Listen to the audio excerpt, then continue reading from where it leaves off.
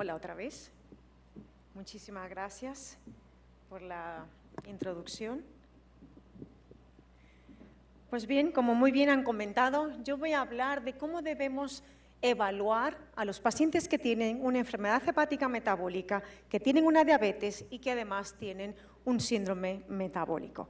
Y para eso les traigo este caso clínico de una mujer de 72 años con antecedentes de hipertensión arterial, diabetes mellitus tipo 2 de larga evolución, así como también de un hipotiroidismo, que fue diagnosticada hace más de 30 años de una esteatosis hepática y que en aquel momento le comentaron que eso no era nada relevante. Nuestra paciente tiene una vida sedentaria y tiene antecedentes familiares de diabetes mellitus tipo 2. Acude a nuestra consulta por síntomas muy inespecíficos, síntomas dispépticos, y como vemos en la diapositiva, como único dato positivo destaca un índice de masa corporal de 40 compatible con obesidad. Cuando vemos la analítica de nuestro paciente, identificamos una discreta alteración del perfil metabólico, sobre todo del perfil de la glucosa y de los lípidos, así como también una hipertransaminasemia leve. Pues bien, con este caso clínico que les he presentado, durante esta charla voy a intentar responder a estas 4 preguntas, que yo creo que estoy segura que todos los que estamos aquí hemos tenido una paciente con estas características que les he presentado. Y voy a intentar desarrollar en los próximos 15 minutos cuál es la prevalencia de la enfermedad hepática metabólica en los pacientes diabéticos y con obesidad, cuáles son las formas clínicas de presentación y cuál es la gravedad que tienen estos pacientes, cómo debemos hacer el diagnóstico no invasivo y finalmente cuáles son las implicaciones terapéuticas que tiene esta enfermedad. La prevalencia de la diabetes a nivel mundial oscila aproximadamente en un 10%, con pequeñas variaciones geográficas, como podemos ver en este gráfico, pero donde claramente existe un aumento, sobre todo en Estados Unidos y en países de Latinoamérica, y de manera creciente en países de Europa y Asia. Cuando miramos la prevalencia de enfermedad hepática metabólica en los pacientes diabéticos, vemos que llega hasta un 70%, muy superior a lo que se ha descrito en la población general. Cuando miramos la prevalencia de esteatohepatitis, es decir, de enfermedad hepática metabólica con inflamación, vemos que la prevalencia oscila alrededor de un 35%, de nuevo muy superior a lo que se ha descrito en la población general. Y es que cuando vamos a mirar cuál es la prevalencia de fibrosis avanzada, vemos que pueden llegar hasta tener hasta un 8% de los pacientes con diabetes. De nuevo, muy superior a lo que se ha descrito en los pacientes globales. Y es que si además nos enfocamos en mirar cuál es la prevalencia de la enfermedad hepática esteatóxica en los pacientes que tienen obesidad, vemos que puede llegar hasta un 80%. Y en aquellos pacientes que tienen una obesidad mórbida, están por encima del 90%. De tal manera que estamos hablando de 2 enfermedades que tienen un impacto muy importante en la aparición de la enfermedad hepática metabólica. Y es que la relación de la diabetes mellitus tipo 2 y el MASLD es bidireccional, como podemos ver en este gráfico. La enfermedad hepática metabólica induce el hiperinsulinismo y, por tanto, aumenta el riesgo de desarrollar diabetes mellitus tipo 2 y también aumenta el riesgo de tener un mal control glucémico en estos pacientes. También aumenta el riesgo de dislipidemia aterogénica y, por lo tanto, aumenta el riesgo de eventos cardiovasculares. Y por otro lado, los pacientes diabéticos tipo 2 promueven el riesgo de esteatohepatitis, como todos sabemos es el factor principal para la aparición de fibrosis hepática y que con esta puedan aparecer las complicaciones donde se incluye el hepatocarcinoma.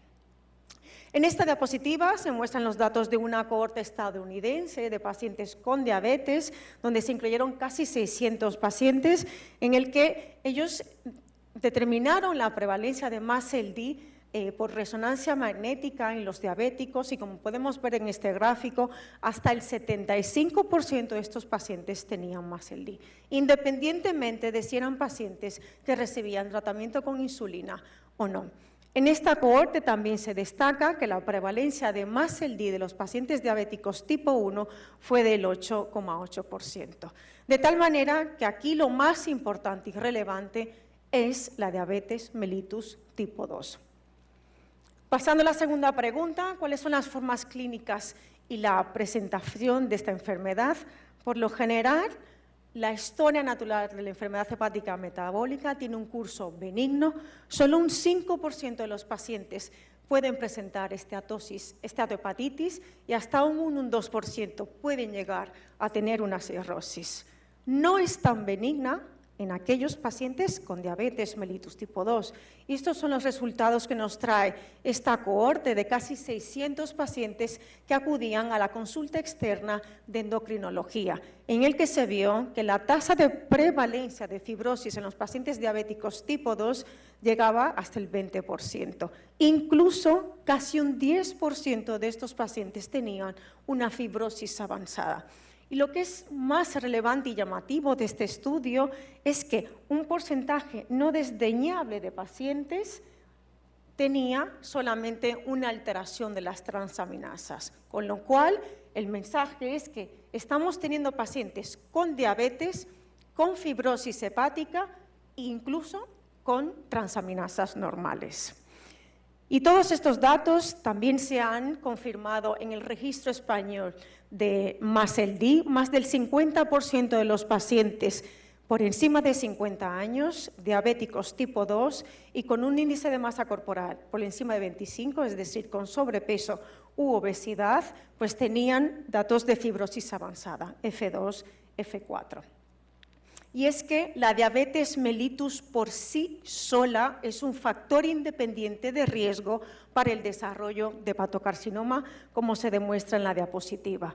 De hecho, hepatocarcinoma con transaminasas normales.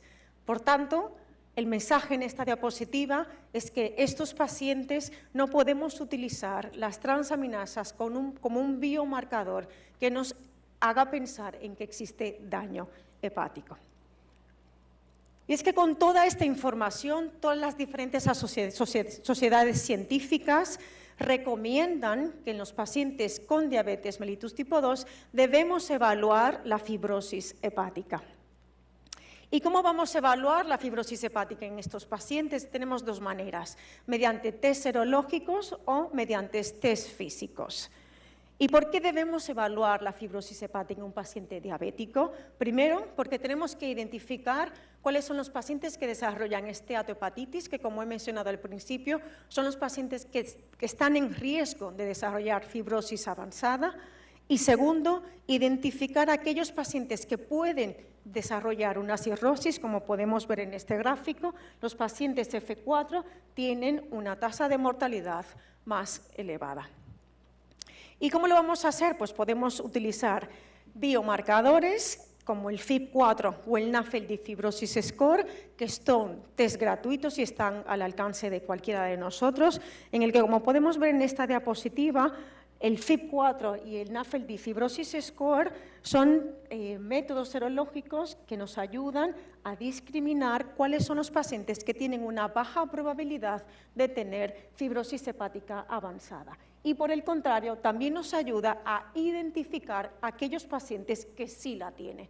Pero como podemos ver aquí, en la zona intermedia, existe esta zona intermedia gris que tenemos que ir a identificar. Y en ese sentido, desde el Hospital Puerta de Hierro se lideró este estudio por el doctor Pablo Coste y el doctor José Luis Calleja, en el que se evaluó la habilidad de los diferentes test serológicos para diagnosticar la fibrosis avanzada, y lo que se vio en este estudio es que la combinación de los distintos métodos serológicos aumenta la eficacia diagnóstica. Por lo tanto, el mensaje es que siempre será mejor combinar diferentes biomarcadores a utilizar un único solo biomarcador. La otra manera que podemos utilizar para evaluar la fibrosis hepática es mediante los test físicos. Todos sabemos que disponemos de la ecografía hepática, la ecografía abdominal, perdón, que es una técnica que tiene una muy buena sensibilidad para el diagnóstico de esteatosis, no así de fibrosis, y en ese sentido la técnica que más evidencia científica tiene y más fiable para descartar la fibrosis hepática avanzada es la elastografía de transición hepática, o también conocida como FibroScan, donde sabemos que valores más altos están íntimamente asociados con la probabilidad de tener una fibrosis más avanzada y la probable aparición de complicaciones. Evidentemente, en los pacientes con enfermedad hepática metabólica podemos tener sobreestimación de la fibrosis, y esto es muy importante que lo tengan en cuenta, sobre todo en aquellos pacientes que tienen datos de inflamación, hepatitis, colangitis, congestión hepática, incluso obesidad. Por eso es muy importante siempre correlacionar los resultados de la histografía con la analítica y con los resultados de los estudios de imagen. En esta cohorte inglesa de 450 pacientes con NASH, que no sé qué ha pasado, que se les hizo una biopsia, se determinó que el punto de corte para hablar de fibrosis por encima de F2 era de 8.2 kilopascales, para hablar de F3 era de 9.7 kilopascales y para hablar de F4 era de 13,6 kilopascales. Como pueden ver, los que se han acostumbrado a utilizar esta técnica se darán cuenta que los puntos de corte son diferentes a lo que se emplean en otras etiologías. Y nos preguntamos, ¿qué es mejor, biomarcadores o FibroScan? En esta diapositiva se muestra que el FibroScan como técnica individual fue la que tuvo una menor área gris para el diagnóstico de fibrosis hepática avanzada. Y en ese sentido, y como mencionaba antes, la combinación siempre va a ser mejor, y para esto se han descrito estos dos scores, el score AGIL, el AGIL 3 y el AGIL 4, que utiliza variables como es las plaquetas, las transaminasas, la diabetes, el género, y se combina con la elastografía de transición hepática, y lo que se ha visto que utilizar este score tiene un mejor desempeño para predecir la fibrosis hepática avanzada y la cirrosis en los pacientes con MASLD. Pero lo que es muy importante, y el concepto que quiero que quede claro, es que en los pacientes con enfermedad hepática metabólica tienen un curso que es dinámico, y esto es lo que viene a mostrar este estudio, en el cual el Hospital Puerta de Hierro también participó, y es que tener aumentos o disminución de más del 30% en los valores elastográficos del FibroScan impactan de manera significativa en la aparición de eventos hepáticos, como puede ser la descompensación o incluso el hepatocarcinoma.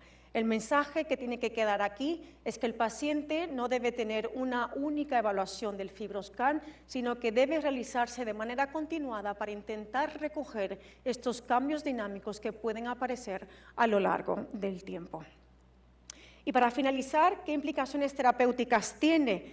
Pues se ha publicado recientemente esta guía clínica de la Sociedad de Diabetes, la Sociedad Americana, en el que recomienda que todos los pacientes con MASLD y diabetes se recomienda de forma preferente el utilizar agonistas GLP-1. Y esta indicación pues viene del estudio, de los resultados del estudio ESSENCE, que se ha publicado recientemente hace unos días, en el que evaluó la semaglutida a una dosis de 2.4 miligramos en pacientes con esteatohepatitis F2, F3, comparada con placebo, donde el objetivo principal de este estudio fue demostrar si este fármaco mejoraba la histología hepática y también disminuía el riesgo de eventos clínicos asociados con el hígado. Y como podemos ver en esta diapositiva, la semaglutida tuvo una clara resolución del MASH sin empeoramiento de la fibrosis sobre el grupo placebo.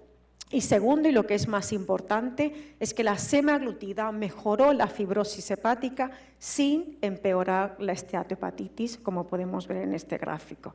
Y estos resultados también se extrapolaron a las pruebas no invasivas. Las pacientes que recibieron semaglutida tuvieron una disminución de los valores de rigidez hepática en aproximadamente un 20% y en los índices de fibrosis. En cuanto al perfil de seguridad, es el perfil que se esperaba, un perfil de eventos adversos leve y en la gran mayoría de tipo gastrointestinal, como es diarrea, estreñimiento, náuseas.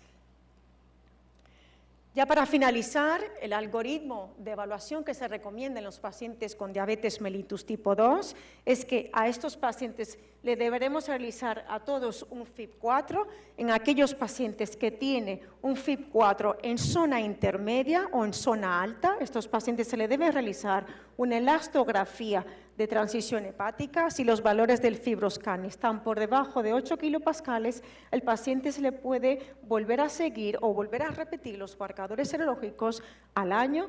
En cambio, si el paciente tiene unos valores de elastografía mayor o igual a 8 kilopascales, este paciente debe ser referido a la unidad de patología. Y esto es lo que ha publicado la Guía Europea de MASLD de manera reciente. Para concluir, la prevalencia de MASLD en pacientes diabéticos alcanza hasta el 70%. La historia natural de la enfermedad hepática metabólica es más agresiva en este subgrupo de pacientes, incluso con transaminasas normales. La fibrosis hepática es el principal factor de riesgo para la aparición de complicaciones, incluido el cáncer hepático. Por lo tanto, se debe recomendar su evaluación, que todos sabemos que la mejoría se centra en mejorar los factores metabólicos de riesgo, que se recomienda utilizar de manera secuencial los biomarcadores y la elastografía, y que en cuanto al tratamiento, los agonistas GLP-1 son los que recomiendan de manera preferente en los diabéticos, en los obesos y MASLD. Muchas gracias.